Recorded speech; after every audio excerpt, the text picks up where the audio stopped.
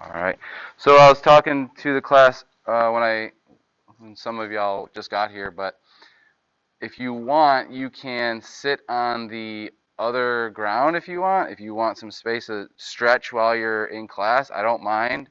If you're sitting on an exercise ball or a mat or a box, or if you wanted to just honestly just post up like this, if you are more comfortable in these positions, or if you wanted to stretch during class, I know some of you might just feel awkward going over here, but if a couple of y'all do it, then maybe that awkwardness will go away. But if you don't want to do it, you don't have to. But I just want to let you know that if you want to go out over there, stretch, you don't have to be sitting in a desk the whole time. So anybody interested? Sitting on an exercise ball? Y'all okay? All right, well, just keep that in mind. If you want to get up, go stretch out. You don't have to be sitting in your desk the entire class. All right? All right, so let's go over quickly the syllabus, and then we'll go into lecture. So we are in functional anatomy, week 3. So we'll be talking a little bit more about how the body moves, what we classify, how we classify bones. We'll be talking about form and force closure. We'll be watching a video today, and then we're going to also be performing some exercises from the NCSF book that I have right here. We're going to go over how they train and how they teach the cues for your typical lifts like your bench press, dumbbell press, so you know in the tests eventually if you get certified, they'll ask you specific things like where do you spot someone during the bench press or during the back squat, and they'll have specific cues they want you to know. So we'll start going over some training instruction today. All right. So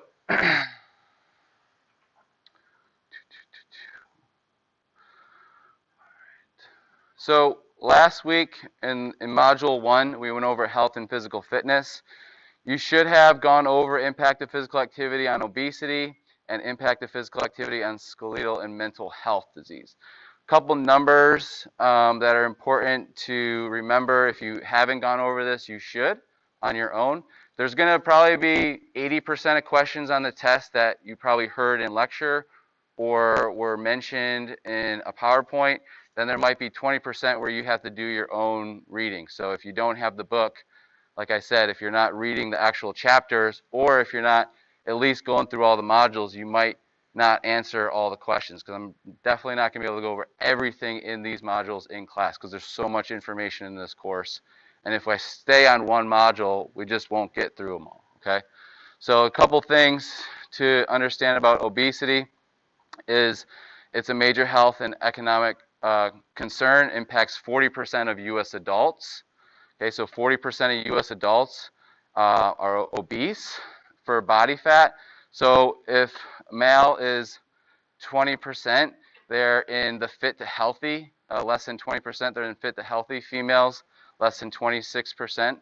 Okay, stage 1 obesity, if they're over or equal to 25% obesity fat. So if you're a male and you have 25% body fat or more, you're at stage 1. Females, 32% or more. How come females have a higher number for that stage 1 than males?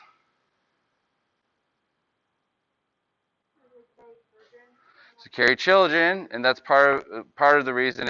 And the hormones are different. So estrogen actually stores more fat than testosterone. Testosterone actually burns more fat. So women hormonally have higher body fat storage so that they can have a period and have the ability to have children, and that's how most female bodies work. And so they need that body fat to really protect themselves and to have a child.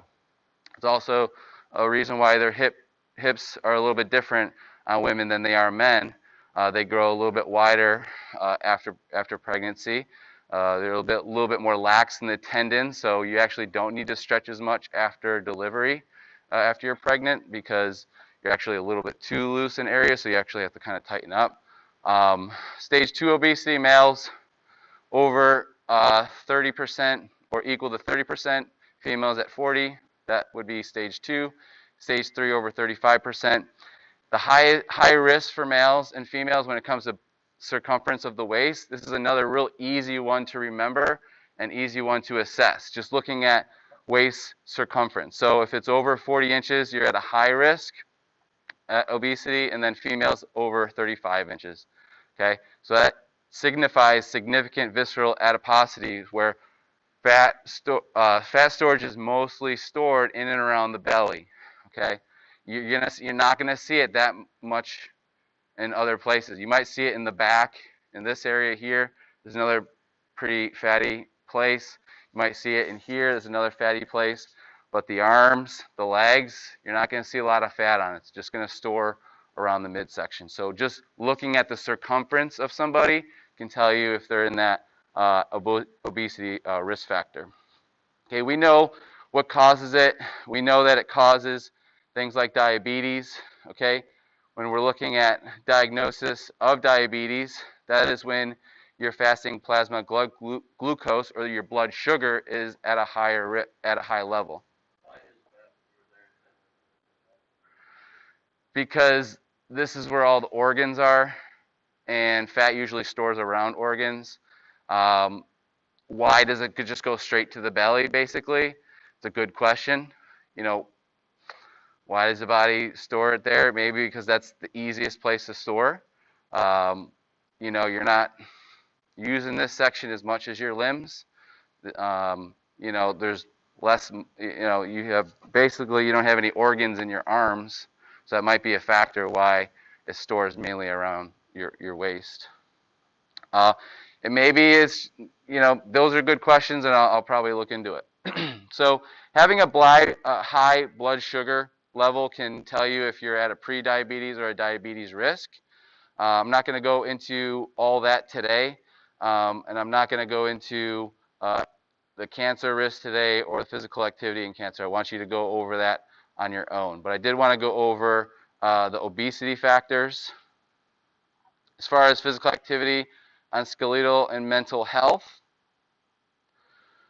some important things probably want to review is BMD, and just understanding that's bone mineral density, if you ever, if that's a question that comes up. Common fractures, hips, wrists, spine, and shoulders is more common among women post-menopause. So women actually lower their calcium amounts as they age, and that's why they're at higher risk. So as you see here, females begin to decline earlier, and they actually have lower levels of BMD than men. So it goes down significantly after 50, whereas men, it gradually goes down. So that's important understanding about BMD. Okay, we talked about how back squats, load-bearing exercises increases BMD. Okay, and there's different types of arthritis, like osteoarthritis and post-traumatic arthritis, rheumatoid arthritis. These are all different cases that can happen in and around your bone sites. Okay. All right, so let's get into musculoskeletal physiology. Again, I want you to watch the videos I have. I have a lecture video on all three of these modules, or all three of these PowerPoints, or just review the PowerPoints on your own. If you have the book, read the book, okay? All right, so musculoskeletal physiology, and then we'll watch a quick video on, I believe, we'll go back to it. All right. So we're talking a little bit about bones, and then we're going to talk about muscles. So the components of bone, you actually have 37. Most of it is, not most of it, but a lot of it is calcium, and then you have a lot of collagen. So collagen and calcium make up most of bone. Then you have phosphate, which is another component. Get phosphate from things like green leafy vegetables. Same thing with calcium. You get them from the dark green leafy vegetables. You also get calcium from milk. You get calcium from yogurt. You get calcium from cheese. Carbonate, potassium, sodium, magnesium, and collagen. So these are the minerals that compose of bone. So bone anatomy, you have nerves inside the bone. The bone is actually slightly pink if you were to just cut inside your body right now. It's not actually white. you actually have to dye or bleach the bone in order to make that bone white. It's actually very living. As you see, you have the marrow in the middle. The medullary cavity is what the yellow marrow is in. You have spongy bone inside of the bone. Epiphyseal line goes through the end plates of the bones. You have compact bone, which is on the outside. The articular cartilage is going to be on the outside. It's a coating. It's a very smooth coating so that things can move. You have nerves in your bone, arteries, veins. You have compact bone, which is really stiff around that medullary cavity. And then you have the periosteum, which is the outside of the bone. The distal epiphyseus. Distal, what does distal mean? Away from the midline. So you have distal and proximal. Proximal will be closer to the midline. Or the diaphysis, so that would be considered the lever or the actual length of the bone. And then you have the proximal and distal ends. So bone growth, you have bone or osteone. If you ever hear of osteocytes, those are the cells that make up bone. You have the marrow in the middle. You have the blood vessel, the lymphatic vessel, and nerves right in the middle. Collagen on the outside of that matrix. And you have the osteocyte, osteoclast, and osteoblast, which are all the cellular levels of bone. Okay, so osteoblast synthesizes bone, basically blasts the bone apart so it can formulate new bone. Osteocytes are formed from osteoblasts, and the osteoclasts break down bone tissue. So the osteoclasts break down the bone tissue. Osteoblasts synthesize the bone. So the human skeletal system, you have different bone types. So your arms and legs, those would be your long bones. Your hands and feet would be your short bones. Your vertebrae would be your irregular bones. And your flat bones would be like your scapula. Okay, you have lots of different bones. When you create your functional anatomy video, you're going to be either labeling the bones while presenting a slide of information, but I want you to think of yourself as actually demonstrating where the bones are on yourself as opposed to the slide. So when you're creating a video, I want you to say, all right, so we have our humerus here, we have our ulna, which is on the inside, we have our radius, which is on the outside. You could even label like actual words on yourself and put it on your clothes when you present if you want to get extra credit. But you are going to be labeling the major bones. That'll be on your guide for your assignment, and you can go over those details. So you have lots of different bones. Your femur and your humerus, notice that those are the longer of the bones on the upper and lower section. You have your fibula and tibula. The tibula on the outside of your leg is a floating bone. It actually just supports you and stabilizes you. It stabilizes you. It doesn't support you like the tibia. The tibia is the bigger bone. I think tibia tougher, so I think that is why it is bigger. That is also on the inside of the body anatomically. Okay. The cranium obviously at the top there. The maxilla is the jaw, or the maxilla is this bone right here on the outside of the face, kind of like above the jaw. And then the mandible is the jaw. The cervical vertebrae, you have C1 through C7. Notice that they're all right here. Okay. The cervical is pretty mobile, right?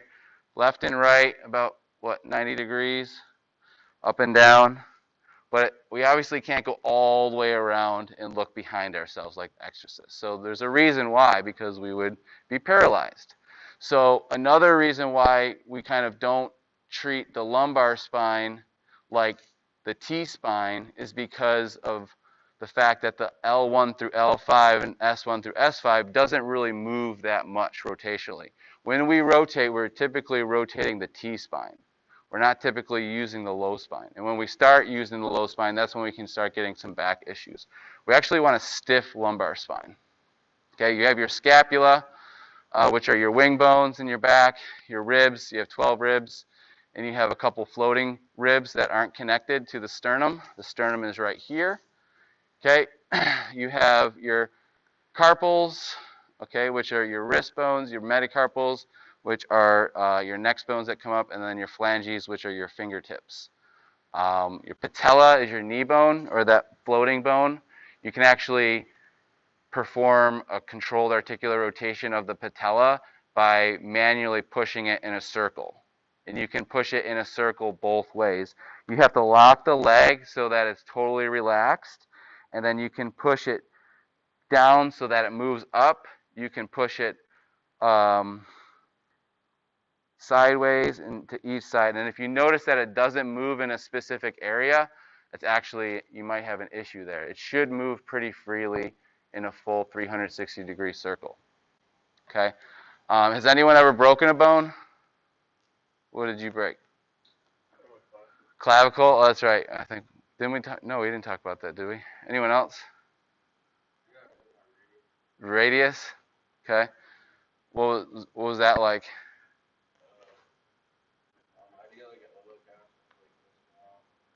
How long did it take to heal? 6 weeks. Yeah. Yeah, I broke my fibula in a soccer game. It was like a high collision, and I couldn't put any. I mean, I could put weight on it, but it would just hurt really bad. So I had a cast for, I think, a couple months. So bone health. So obviously, you want to consume adequate vitamin D and calcium. Weight-bearing activity increases bone mass. BMD can improve until the age of 30, and then it starts to either plateau or just really doesn't move that much. Genetics, nutrition, physical behaviors dictate the rate of decline. Resistance training for youth does not limit bone growth. 10 rep max playing creates higher stresses.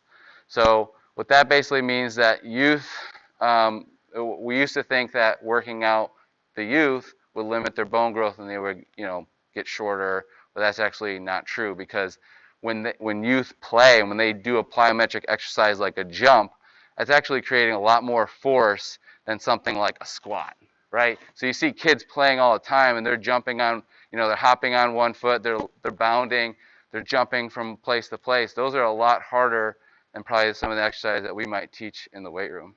So is this basically saying it's important for like resistance training from when you're young until you're 30? Like that's like the most critical. Oh yeah. Yeah, I would say that, we're not saying to overdo resistance training for youth, but it's not going to limit their bone growth, which we used to say was the case. Yep.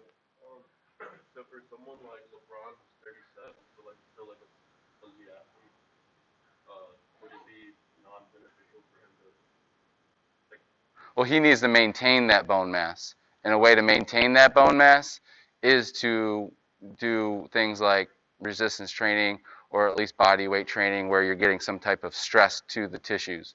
Because in order for muscle to grow, it needs stress. So that's why when you're an astronaut and you come back down, you lose so much body mass because you've lost bone mass, which holds your muscles. So that's why they have to be continually working out in outer space. That's why people that are in a bedridden for like a year, they'll get out and they'll just like have no muscle tone. Their bones will be weak. They're likely to fall and break their hips and stuff like that. Bone health, obviously, we know of people falling as they get older and breaking their hips and then getting hip surgery, and then that leads to poor decline in health, and that leads to heart attack or stroke. So bone health is really important. Keep it maintained, keep your joints mobile, but not too mobile to where you're actually going to hinder yourself either, because some people can kind of damage themselves by doing too much, especially if you're doing mobility training and you're overdoing it, you can really kind of damage the tissue. So you have types of joints: fibrous, cartilaginous. I can't even say that. Can someone say that for me? Cartilaginous. Nice. Carter, I'll give you an extra point for that one. Synovial joints, okay? You have ligaments and tendons, which provide structure and support, and then you have joints of the limbs are synovial for movement. So synovial means they're able to move, so most of our joints are synovial. You have ligaments and tendons. they're not joints, but they hold bones together. So you have the ligaments that connect bone, and then you have tendons that connect muscle to bone, and it all kind of turns into each other. So the muscle kind of turns into tendon, tendon turns into ligament or bone, and it kind of when you look at it dissected, it's hard to tell where the line is or the cutoff. So synovial, types of synovial joints that you're probably seen before, maybe in your other anatomy classes, but you have your plane joint, allows bones to slide past each other. So midcarpal and metatarsal joints are plane joints. So your wrists. A pivot joint allows rotation around an axis. Pivot joints are found in the neck and forearm. Hinge joint allows extension and retraction of an appendage. Hinge joints are found in the knees, elbows, fingers, and toes. So hinging would be a knee hinge. Okay, elbow would be a hinge joint. Condyloid joint, similar to a ball and socket, but with less movement. The wrist is a condyloid joint. Saddle joint allows movement back and forth and up and down. The only saddle joint is in the thumb. That's usually a question I always hear is like, what is your thumb? Oh, it's a saddle joint. I don't know. They always kind of throw that one in there. Ball and socket, obviously the hip and the shoulders are ball and socket joints. Okay, shoulders and hips. They move in almost any direction. Okay, that's what makes them a little bit more unique than, say, your wrists or your knees, because your knees basically it's a hinge joint. I mean, it can rotate, like we said, we talked about that the knee can rotate, but it shouldn't be trained for rotation, just like the neck can rotate, but it shouldn't be trained as rotation, and the lower lumbar can rotate, but it shouldn't really be trained to rotate excessively. Okay, T-spine, yes.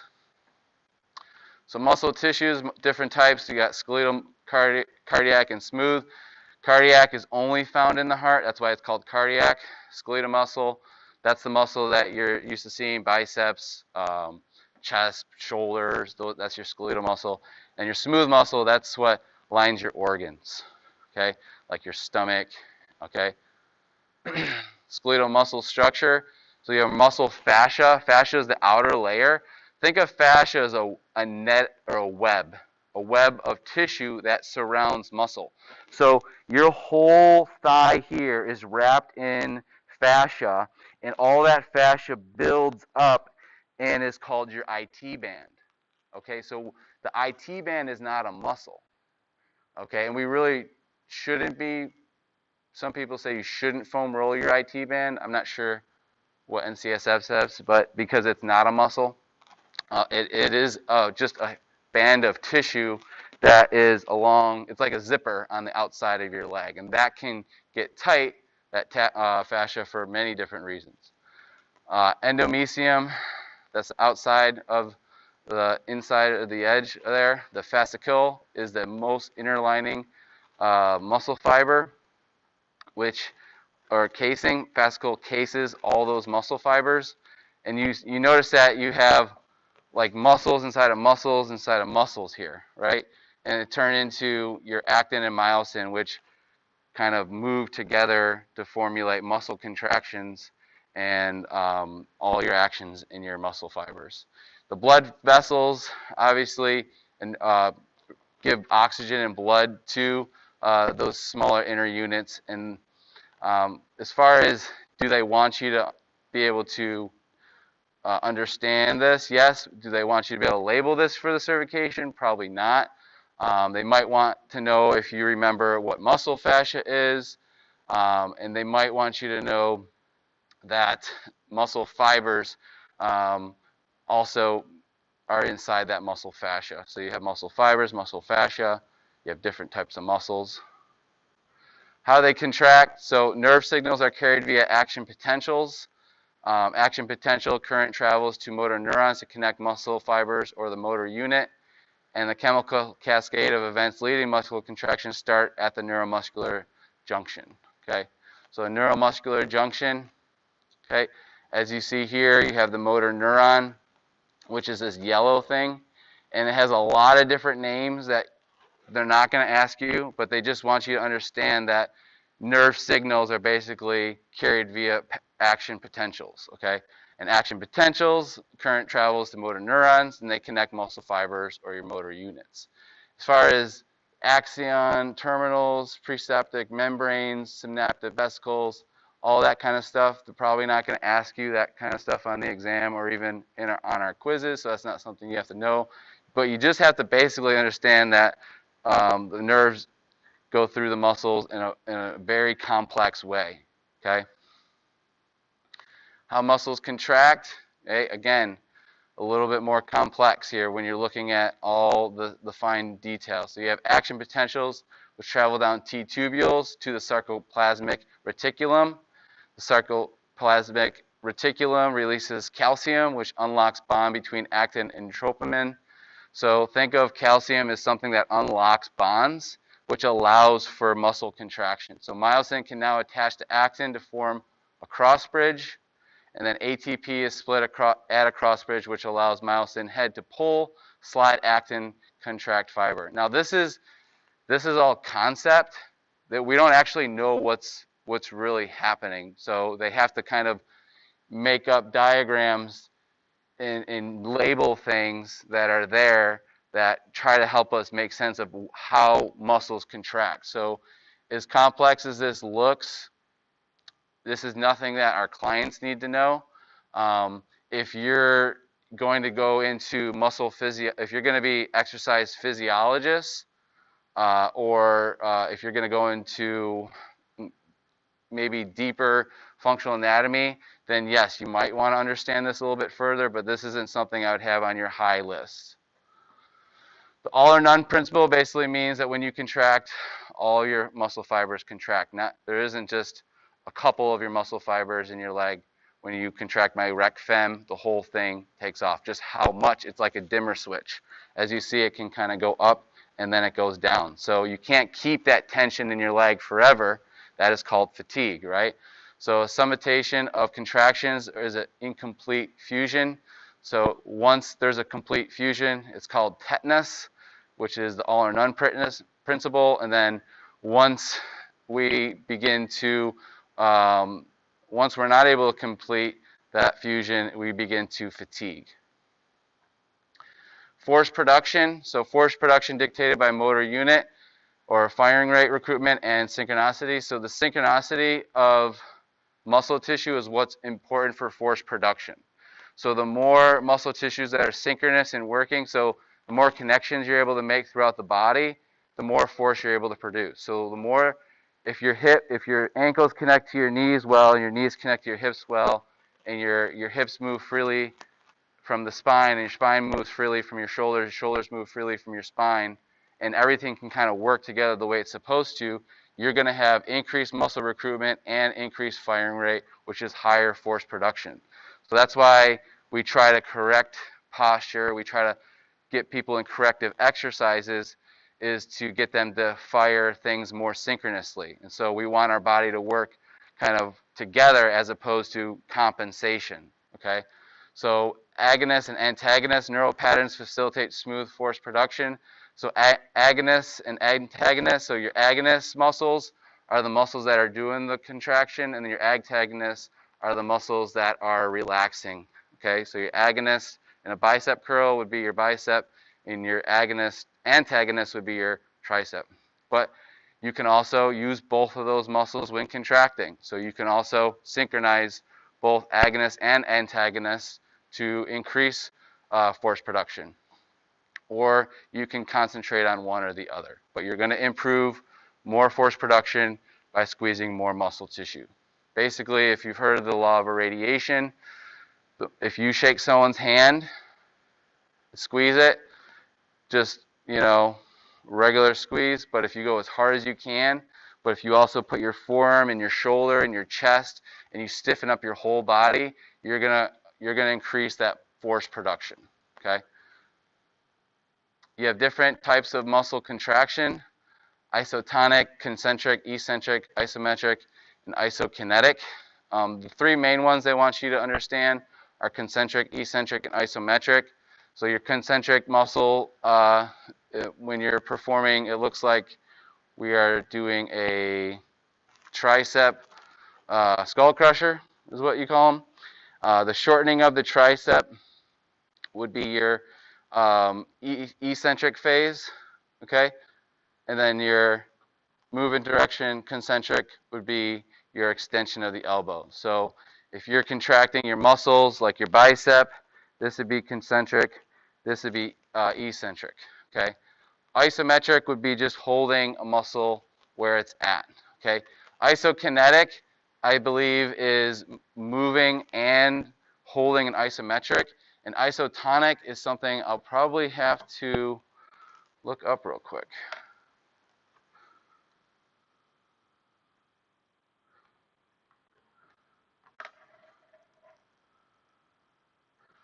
So tension remains the same while the muscle length changes, okay?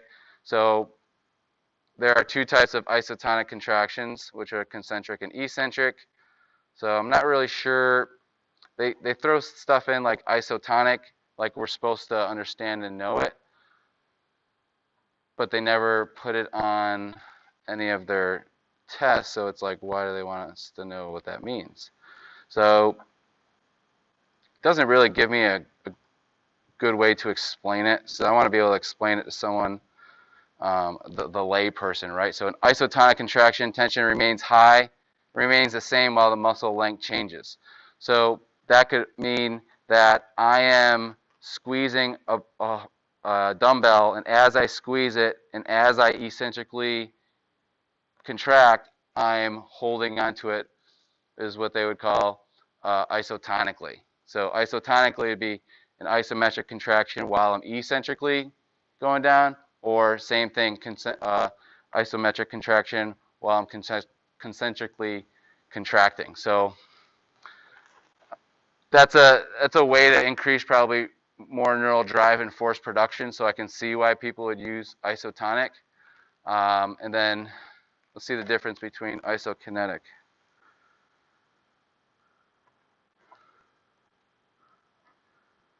When the velocity of the muscle contraction remains constant while the length of the muscle changes.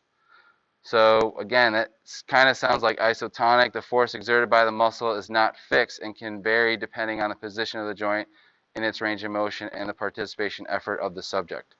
Okay, let's look at an example. So swimming, the breaststroke in which water provides constant resistance to the movement of your arms. Okay, so something like maybe if you had a band and you had constant tension using a band, that might work.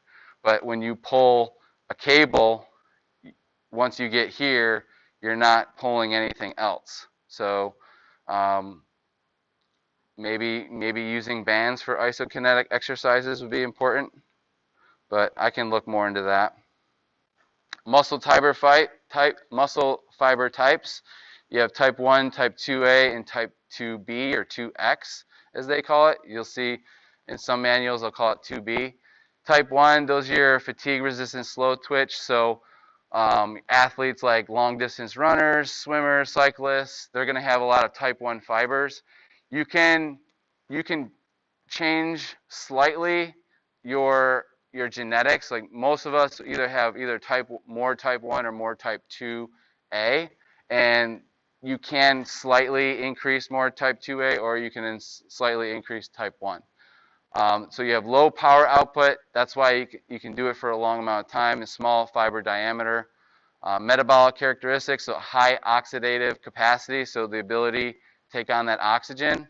Low glycolytic capacity, so you don't need a lot of sugar. You just need oxygen to run long. But like when you're resistance training, you're using a lot of sugar from your muscles, okay? So high mitochondrial density, so you need very high mitochondria density in your muscles to be able to perform for long duration, because it needs that to power the cell. Type 2A, those are your fatigue-resistant fast twitch, intermediate power high output, intermediate fiber diameter. And then you have your type 2X, which are fast fatigue, fast twitch, high power output, large fiber diameter. So your type 2B muscles would be things like your quads would be most of your type 2Bs. Your high glycolytic capacity, so high ability to hold on to sugar, low oxidative capacity, and low mitochondrial density for those type 2X. And then for type 2A, you're looking at more of a medium or moderate amount. Size principle, so tension over time. So when time is applied, you look at a pattern here that it shows you that motor 1, motor 2, motor 3 starts to recruit over time. So you have your small fibers, medium fibers, and large fibers. So basically in this order is how muscles contract. Your smaller stabilizer muscles will contract before your mover or your bigger muscles, okay? So that might mean that you might use your glute med or quadratus lumborum or transverse abdominis before you use your external or internal oblique, okay? Because it wants to make sure that your spine is stable in gravity and time before you're able to perform that movement. So the size principle means that when we fire or when tension rises, we use different motor units, starting with the smaller fibers and then recruiting the bigger fibers over time. Okay, so we just talked about how distribution is genetically determined. Talked about how some of us have more bigger fibers. Some of us have smaller fibers. So some of us are more likely to be lifters, Olympic lifters. Some of us are more likely to be swimmers and cyclists. So postural muscles are more type 1. Postural muscles, like we talked about, those would be maybe your multifidus, which is your back muscle. You have your inner unit, which has your transverse abdominis. Your internal and external obliques might be in there. Movers are more type 2.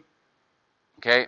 Type 2 muscles experience greater hypertrophic response, so biceps and calves versus your calves. And then you don't pick the sport picks you. So basically your genetics will tell you what sport you're going to probably be best at. And you'll notice that some people are just genetically genetically gifted, and someone like LeBron James, could probably pick any sport he wanted. He's like a unicorn. But then there's someone that is like Lance Armstrong, who he was known for doping, but he was also a cycler, and he definitely probably wouldn't be a sprinter because of his genetic type, okay? So just understand that some people are built for the sport that they are a part of. All right. So understanding the kinetic chain, we're probably going to go into a video for that. So let's go ahead and check this out.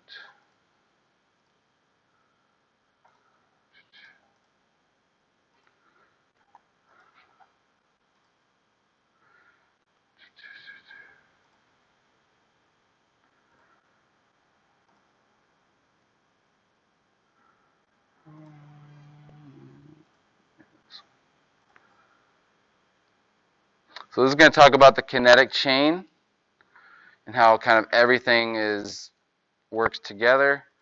And this is specific to NCSF. So I'll try to go over things that are pretty general and common. And then whenever I show you videos, it's probably videos that you need to watch because they've kind of created their own type of awareness and they use their own terminology. And so sometimes you might not see this on another course like NASM or ACE. So they have their own understanding of the kinetic chain. They use research. It's not like they make things up. They just put things together in their own way.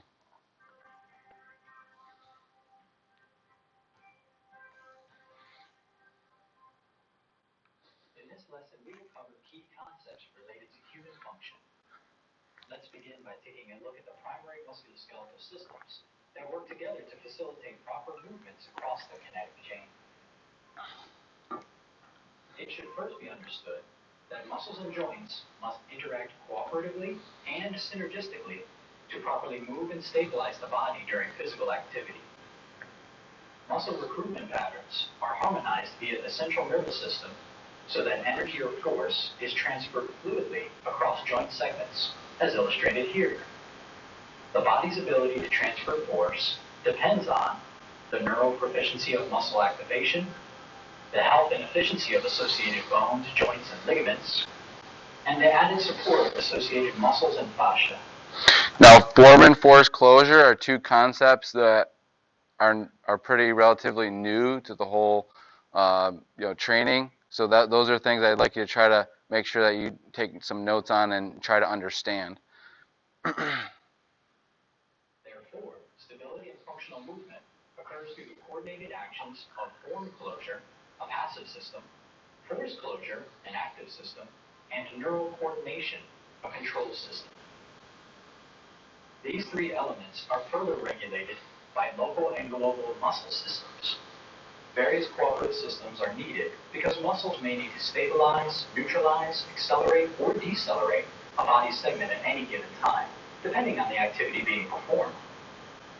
As it relates to kinetic chain function, muscles fall under two primary categories: local muscle systems, which are essential for localized joint stability and neutral joint positioning, and global muscle systems, which are responsible for motion and regional stability for the transfer of force across body segments and joints.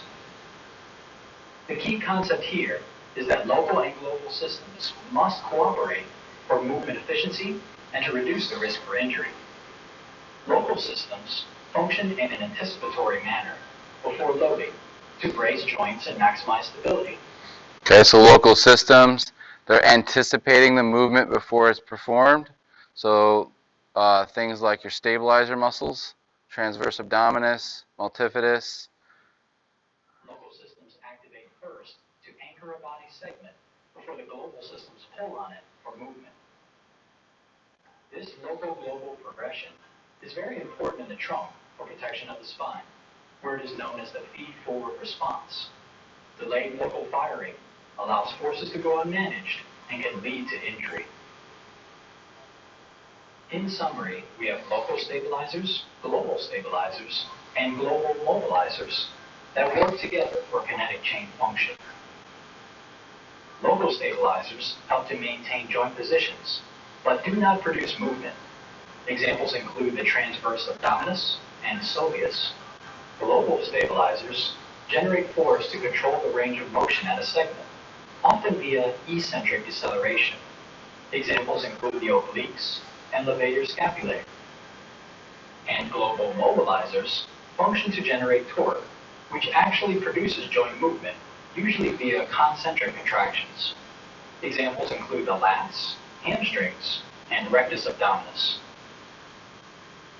Let's progress by making sure we understand the concept of function. The term function indicates that the body can manage conditions efficiently without undue stress or restriction. Dysfunction, on the other hand, suggests reduced performance and heightened risk for injury due to musculoskeletal deficiencies that create poor posture, faulty movement patterns, and/or incorrect biomechanics. The key concept to understand here is that if muscle activation is unsynchronized or inhibited, compensatory actions occur. This places undue stress on joints and limits function. Therefore, training for improved function focuses on adequate mobility, muscle balance, passive and active elements of stabilization, effective muscle activation, and optimal neuromuscular coordination. So in summary, to suggest a person is functional means the following. The musculoskeletal system maintains proper symmetry for appropriate form and force closure. Activation is orderly and efficient with proper anticipatory signaling. Local stability balance is attained through appropriate agonist and antagonist muscle relationships acting upon each joint. And overall force development occurs without restriction through effective force couples, resulting in energy conservation during static and dynamic activities. Let's enhance our understanding of human function by examining each element included in the integrated model of function. This model describes the cooperation and coordination between bodily systems and includes form closure, force closure, motor control, and emotion. Form closure is dictated by the structure, orientation, contact surface, and shape of a joint. If joint segments fit together like a puzzle, significant support is provided, such as with the hip. So when you're thinking about form closure, think about the hip.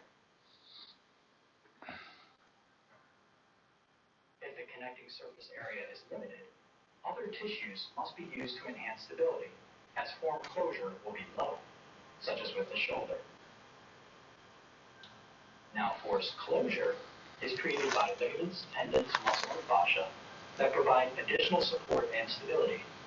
Force closure essentially supports any deficiency in form closure via myofascial contractions and compressive forces. This is very important, as any lack of stability reduces force production and proper transfer of force across the kinetic chain. Various factors can impact force closure, such as joint angles, connective tissue integrity within the region, and muscle or skeletal balance. Let's finalize the lesson by covering the last two elements of the integrated model of function: motor control and emotion. Motor control refers to neuromuscular activation within motor units to produce movement via appropriate force. The magnitude of force and the timing of motor unit activation and deactivation dictate stability.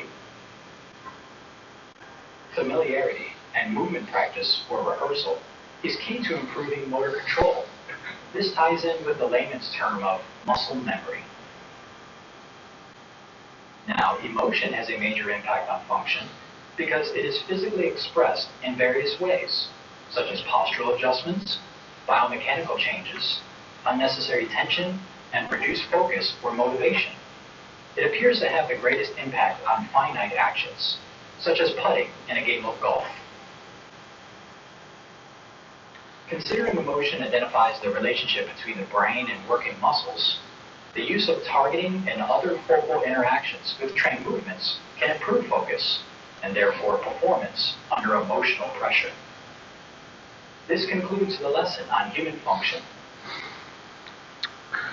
All right, so that's a little bit about understanding the kinetic chain. Let's go back to the e-learning.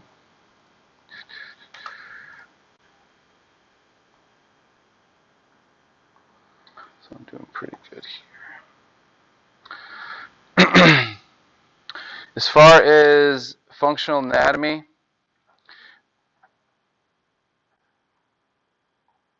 we're going to go over a little bit of this PowerPoint, and then we're going to move over to some of the exercises that we're going to learn from the book. But all these terms you'll hear me teach in class throughout the semester, so I don't think we need to spend too much time on this slide or this PowerPoint, because I'm going to basically always be using these terms. But if you hear these terms, or when I use these terms, like superior, inferior, superior is above the midline, inferior would be below the midline or closer to the top. Proximal toward the midline, and distal is also away. Medial toward the inside of the body, lateral toward the outside of the body, and then you have anterior toward the front and posterior toward the back. Movement planes, you have your sagittal plane, which is walking, lunging, rowing, pushing, pulling. You have your frontal plane, which are movements moving laterally, so like your lateral squat, your side step, side skip, any type of lateral drill in the frontal plane that's moving toward the side. And then you have your transverse plane, which is rotation. And then you have axis that your body will spin around. So if you're looking at the longitudinal axis, it would look like this. Okay, your transverse axis, your whole body would be able to go around there. And then you have your frontal axis, which separates the anterior and posterior, which runs down the middle. So your movements, we'll talk about this, like I said, when we work out. You have flexion and extension of the spine, lateral flexion of the spine. You have horizontal adduction, we talk about that. Abduction, external rotation of the shoulder, or external rotation of the shoulder, internal rotation of the shoulder. You can also go external rotation of the shoulder, internal rotation of the shoulder. Flexion, extension, hyperextension is just behind the back. You have lateral flexion and neck flexion for the neck. You have rotation to the left and to the right. Movements of the hip. So you have your hip flexion, hip extension. Abduction is when the hips go out. Adduction is when the hips go in. External hip rotation is if you were to turn your whole leg out, that would be external rotation. Or if you were to go into a position where you're trying to cross your leg, that would also be external rotation. Internal rotation, you don't have as much internal rotation as you do external rotation. So internal rotation is when the leg moves inward, or when we're in that 90-90 position and our leg is internally rotated. Use internal rotation sometimes when swinging, like a golf club. Movements at the elbow and wrist. Supination, I think of holding on to a can of soup or holding onto a bowl of soup. And then pronation, you have your radial deviation and ulnar deviation. So ulnar deviation going toward the midline, okay, and radial deviation moving away from the midline or laterally. Movements at the knee and ankle. So plantar flexion, dorsiflexion, knee extension and knee flexion, and then you have ankle inversion and eversion. So inversion is when you can see the palms or the bottoms of your feet when you look down. Eversion is when everyone else, that's why I say eversion, everyone else, E and E, can see it when your feet go inward. Spine and neck, we talked about different parts of the spine. You have C1 through C7, which is in the neck. Then you have your thoracic, T1 to T12. You have your lumbar, L1 to L5, sacrum and coccyx, which are fused. Okay, your coccyx is your tailbone. Your T1 to T12, right below the neck to about midway down. And then lumbar to L5, L1 to L5, and then your sacrum and coccyx, okay, which are fused here. You have a natural kyphotic curve in your back, and you have a natural lordotic curve. When it's really curved like this, what is this called? When a kyphotic curve is more kyphotic, what would we call that? That would be a layman term, hunchback, but anatomically speaking, we call it kyphosis. And then if you have a lordotic curve, but an extra lordotic curve, we call that lordosis. So this would be lower cross syndrome. This would be upper cross syndrome. Okay, and then some people might have a combination of both. Okay, and that's when their posture is really out of line. Okay, so if you see people with this open posture, look at how much I'm compressing my spine here. My ribs are flared, and I breathe 20,000 times a day. So if I breathe like this, I'm going to stay like this. So it's really important to find neutral posterior pelvic tilt and make that intra-abdominal pressure.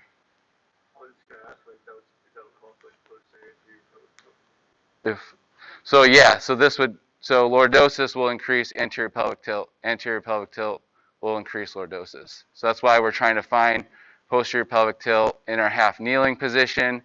We're trying to solidify posterior pelvic tilt maybe when we are doing some breathing exercises. There's a way you can go from here to here. It's just by trying to hang out here more often when you're working out. So if I'm doing an overhead press, instead of putting all that weight in my lower back and going like this, I want to get into more of a neutral spine and go like that without flaring my ribs open. Because I'm going to get stuck in this position, which is going to increase that lordosis, which is going to increase back pain, increase pelvic tilt, hip flexors get tight, and then it spirals out of control.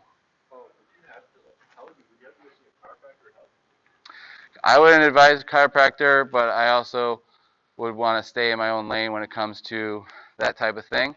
I would think more about just having a really good resistance training program that encompasses everything and try to make sure that you're solidifying or getting into these positions that increase your posture. Like, for example, just like a push-up position, I can think, I want to get into this posterior pelvic tilt.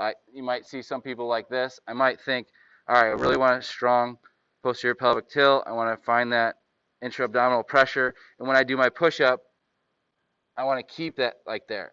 So whenever I'm just doing my exercises, I just want to solidify the intra-abdominal pressure, that 360 degrees, neutral pelvis, because a lot of times we're either out of it or we kind of compensate by using other parts of the body.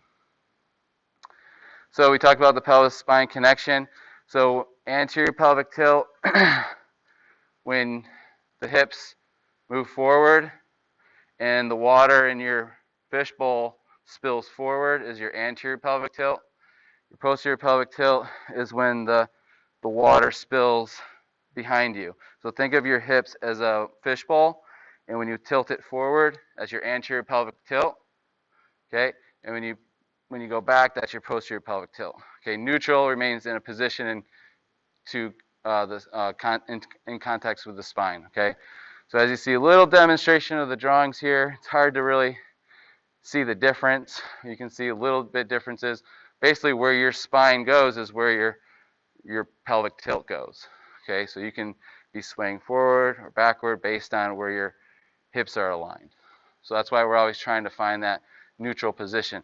And I mean, we don't need to live in neutral where we bend over and we're always thinking neutral, and so that we trying to protect our spine too much. But when we're training, we do want to think that is probably the safest and best way to perform exercises, is getting into a neutral position with our spine and our ribs and our everything aligned before we begin our movement. So the trunk, you got your muscles of the trunk here. You have muscles that run down all the way from the bottom of the skull all the way down to the tailbone area. Okay, so you have your spinalis thoracic, which would be just in the thoracic region. You have your longissimus thoracic, which is also in the thoracic region.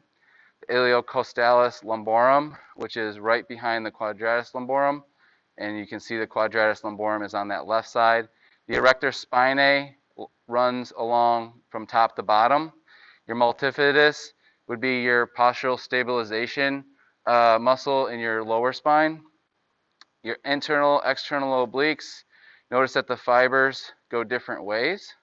I'm not sure if they show them going in different ways, but they're supposed to be fibers going different ways. Rectus abdominis, rectus meaning straight, so you have your rectus femoris, rectus abdominis. Here's a cross-section or a superior view looking down at the midline. External oblique is on the outside, internal oblique is there on the inside, and your transverse abdominis is the most inner lining of that core. Okay, rectus abdominis, trunk flexion, ab curl up, external oblique, diagonal chop.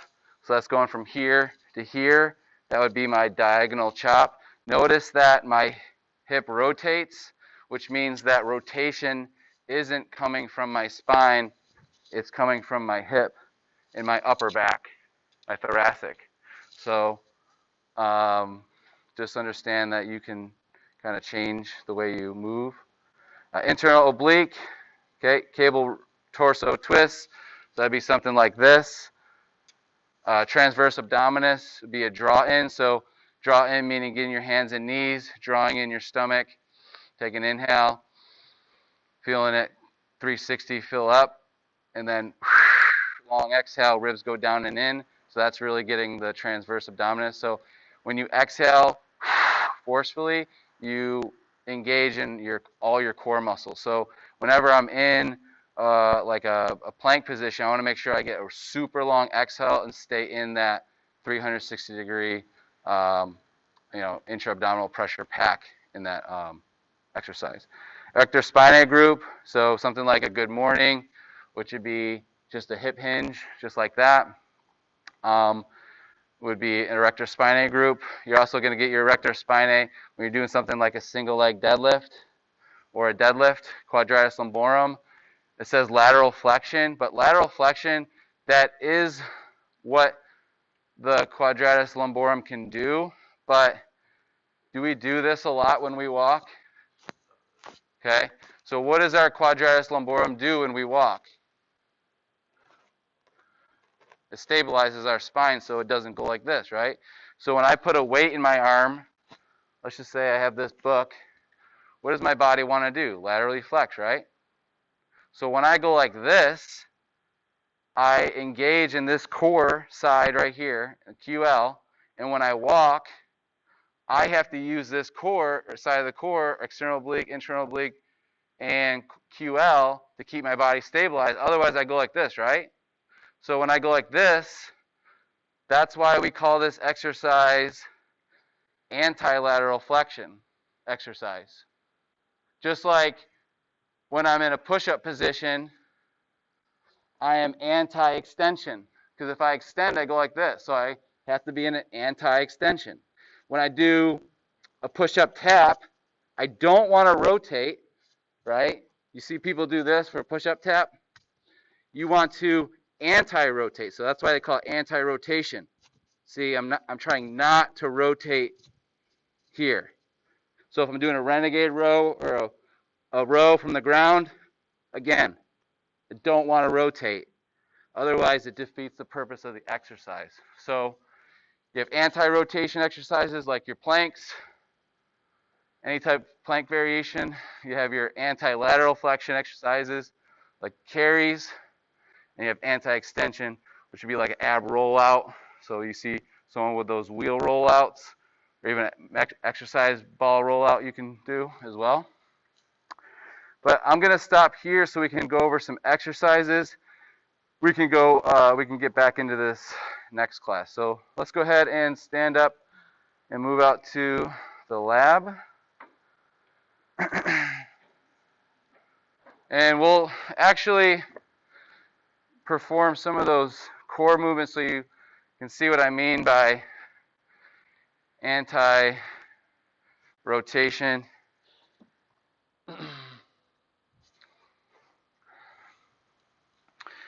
All right, so let's go hands and knees or quadruped.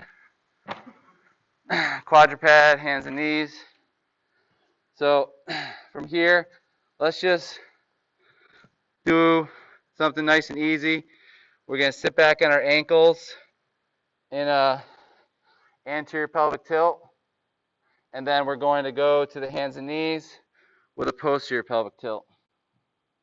Okay, and this is just called a hip rock. So we're going to come back down, sit down on our knees and ankles. So it's a good, nice little stretch for our dorsiflexion. Make sure the toes are tucked in. Anterior pelvic tilt, posterior pelvic tilt, and just go for 5 reps. And just feel the different tilts of the pelvis there. Try to keep the feet flat or feet tucked in. Good. All right. Now, let's go anti-rotation or anti-extension. So we're in the hands and knees position.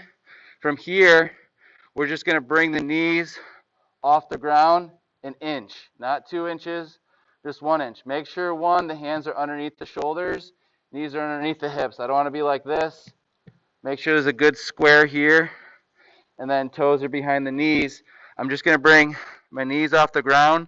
I want to look for a posterior pelvic tilt. So I don't want to be like this, my butt up. I'm going to bring that butt down, create that intra-abdominal pressure, take an inhale, and then I'm going to take a big exhale while I'm in this position and try to inhale and stay in that position. You can go for 3 inhales, 3 exhales. And go ahead and try that. Big exhales. Try to really force the air out. Just 3 inhales, 3 exhales, and then come down. Okay. Now, for a long lever front plank, let's go to our forearms. Bring our knees back. Again, we want a posterior pelvic tilt. We don't want an anterior pelvic tilt. Okay? We're basically want to look like we're standing up. So you want to look like a straight line here. And we're just going to take 2 inhales, 2 exhales, and try to round the upper back and tuck the chin in so that you're almost like a double chin. Try to get your hips in line with your heels. So don't let your hips go up. Put that butt down and relax. Okay. Now for your side plank, we've done that one before. But a long lever, it's getting the external oblique, internal oblique, and your quadratus lumborum. So I'm going to put 1 foot over, 1 foot underneath. Now the front leg is doing what? Adduction or abduction?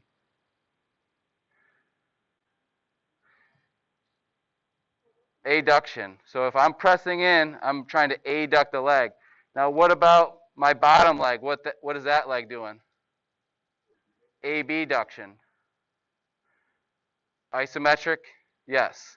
It's not moving. So that would be an isometric adduction exercise and abduction while I'm working in that side plank. So that's what I want to set up for. Hand at the hip. Now watch this. Again, I almost want a back extension, and I want to tuck my chin so I look like I'm making a straight line. I don't want to be like this, like kind of tucked in. I want to make a straight line. And then I'm just going to hold 2 inhales, 2 exhales, and then switch side. We're, again, targeting external, internal oblique, and QLs. Abductors and adductors. So this is a lot of bang for your buck. Just 2 inhales, 2 exhales. Try that neutral pelvis. Tuck that chin in. Try to make a straight line. Pretend there's a stick on the that is connecting behind the back of your head and your upper back and your butt. And then come down when you're ready. Good. All right. So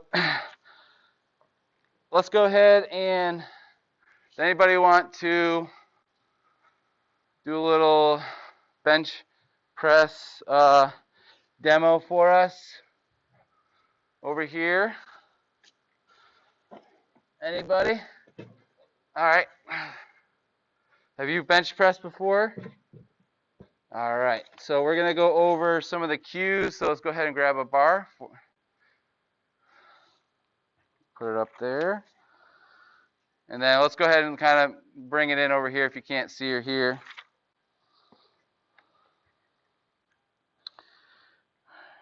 So I want to go by the book so I'm not missing anything. So this is the barbell bench press. What is the joint shoulder? What is the shoulder action? What is the joint action of the shoulder when we move the bar up and down? What do we say this was? So I'm shoulder extending's here. Shoulder. When my legs go like that, it's the same thing as when my shoulder goes in. It's adduction and I'm also doing what with my shoulder? What is this called? Flexion.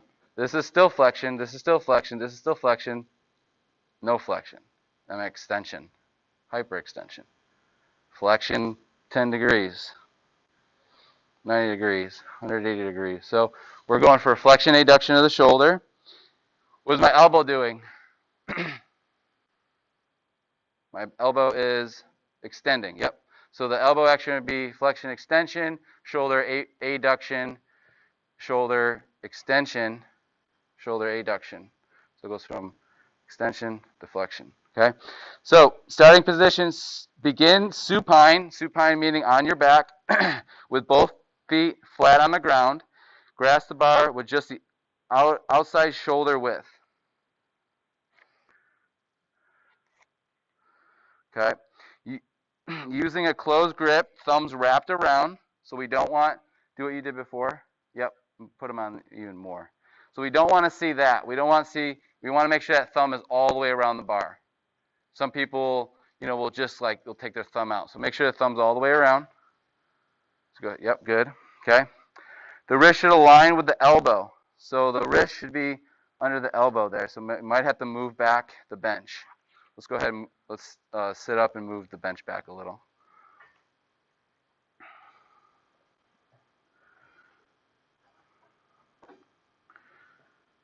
Okay. Okay, the shoulders and glutes remain in contact with the bench. So we want the shoulders and glutes on the bench. Okay. Lift the bar off the rack position and position it over the chest with the arms fully extended. Okay? And then from here, lower the bar in a controlled manner toward the chest while limiting any other bodily movements. Okay? The bar descends at a constant speed until it contacts the chest or reaches the functional range for the lifter. From the lowest point, press the bar in the same place of motion using the descent phase until the arms are extended. Okay, spotting. So lifting the bar off the rack. Go ahead and rack it for me. So assisting the client to the start position. This reduces shoulder stress during the liftoff. So NCSF asks that we put our hands underneath the bar. 1, 2, 3 for liftoff. That way they're not risking their shoulders here. I might even, go ahead and lift. When they're putting it back, I might even take it here and then go ahead and, that's a little, and then bring it down. I might help them on that because that area, you're almost getting to a point where you're putting weight over your head or in a position that can cause some damage to the shoulders. Okay, so that would be one cue there. Focus on the client and movement of the bar during the descent, but do not contact the bar. So as he goes down, so let's go ahead and take a lift. As he goes down, I'm going to go with him, but I'm not going to touch the bar. Up, and then come back. Good. Okay, I'm not touching the bar, okay, unless I have to. Next, monitor the upward movement with the hands in an alternate grip inside the lifter's grip position. Provide assistance to the bar as needed. So an alternate grip, that means supination and pronations. I have pronation here, I have supination here. They don't want two overhand and they don't want two underhand grips. Okay, so I'm going to go overhand, underhand on the liftoff. On the way down, same thing. And on the way up, I want to be in that position. Okay, so that's what NCSF is asking for. All right.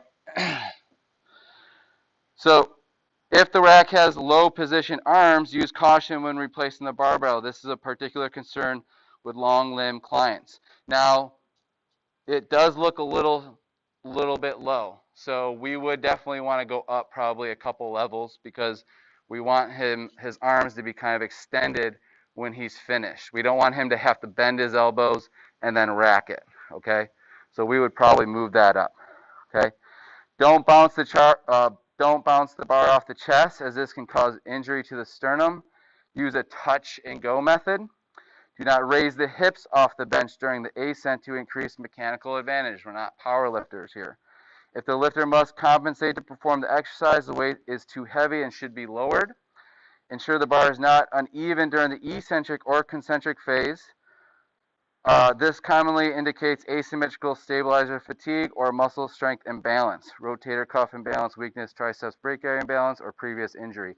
So if you notice that one side is going a little bit lower than the other, then you have an imbalance that you probably have to fix or correct. Okay, using lighter loads with higher repetitions can remedy many problems. Okay, so that would be a little bit of training instruction on the dumbbell bench. All right, and so we'll try to go over at least one exercise where NCSF has a lot of these training instruction spotting cues and training considerations.